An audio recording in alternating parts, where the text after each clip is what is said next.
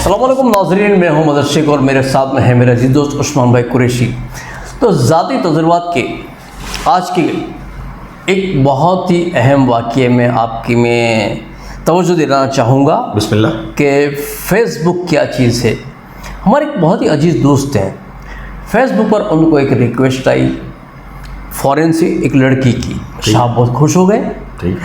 English में उनसे बातें भी करने लगे और कई मरतबा रात को 12-12 बजे मुझे फ़ोन भी आते थे कि ऐसा होने तो लॉटरी लग गई, ऐसा महसूस होता है। बिल्कुल बिल्कुल। बुढ़ापे में एक गर्लफ्रेंड मिल जाए तो इससे ज़्यादा और खुशी की बात क्या हो सकती है। बिल्कुल। तो कई बार मुझे फ़ोन भी आते थे लेकिन बता नहीं पा रहे थे वो कि मामला क्या है। आखिरकार हुआ ये कि उस लड़की ने कहा कि मैं इंडिया घूमना चाहती हूँ और ताजमहल देखना चाहती हूँ, कुतुब मीनार देखना चाहती हूँ और मैं इंडिया आ रही हूँ। इसका भरोसा दिलाया उनको। बिल्कुल, ठीक है। अच्छा, तारीख भी नक्की हो गई तो साहब ने तो बेहतरीन कपड़े भी बनवाए और अपनी कार अपने ड्राइवर के साथ वक्त पर एयरपोर्ट पर भी पहुंच गए। ठीक है। और वहां जाके अपने ड्राइवर को कहा कि उसके नाम का जो है वो प्ले कार्ड लेकर खड़े हो जाए। ठीक है।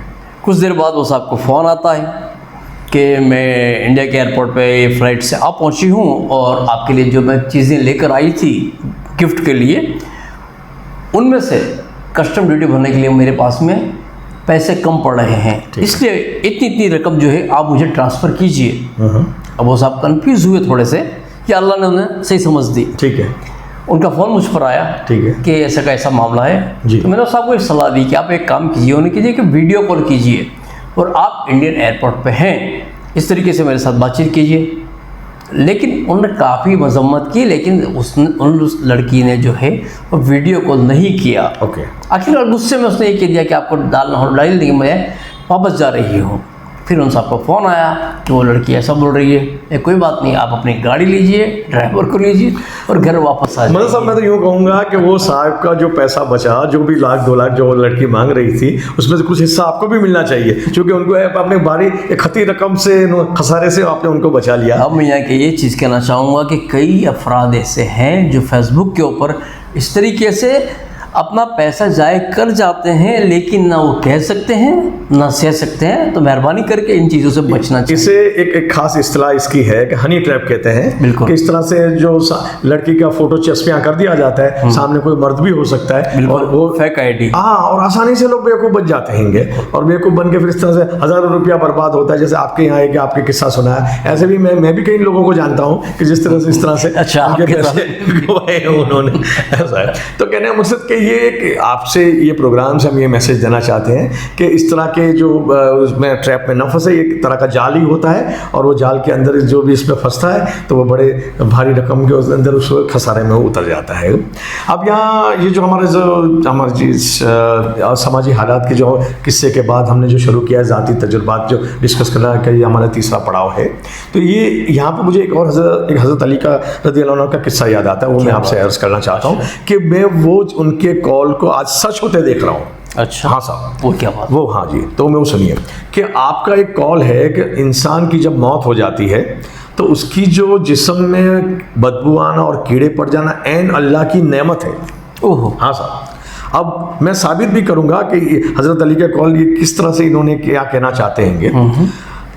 हज़रत अली यूँ कहना चाहते हैं अपने एक बयान में कि ये इस सबब से है कि अगर कीड़े ना पड़ते और अगर लाश को मसाले देकर या किसी और तरीके से महफूज कर ली जाती, जी मम्मी, हाँ, तो होता क्या कि पहला एक जो जनरेशन आता है, जो पहली पीढ़ी होती है, वो तो बड़े बाइज्जत तरीके से वो लाश को महफूज रखती, बराबर। लेकिन उसके बाद वाले उसका कारोबार करते, उसके दूसरे अज्जा को बेचते हैं। अब इसका एक ऐन किस्सा यूरोप में पेश आया।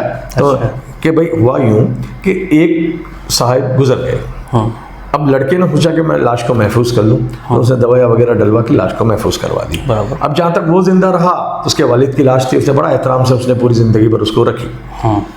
अब उसका भी इंतकाल हो गया।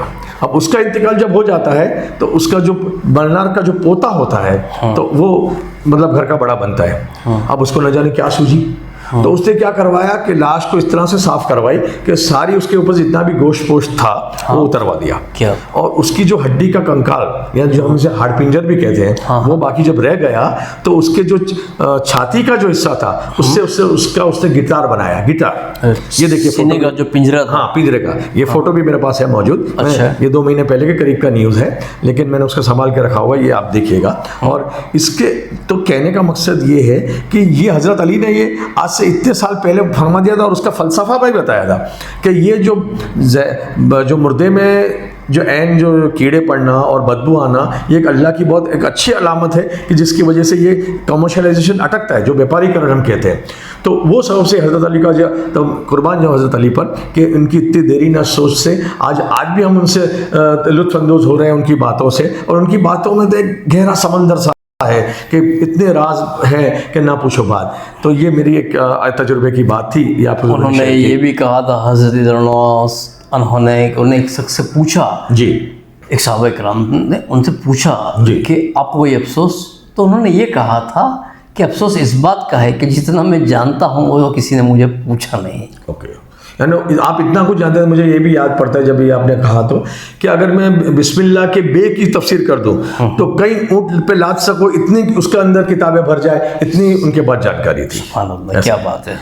तो हज़रत अली का तो ये मकाम हैगा।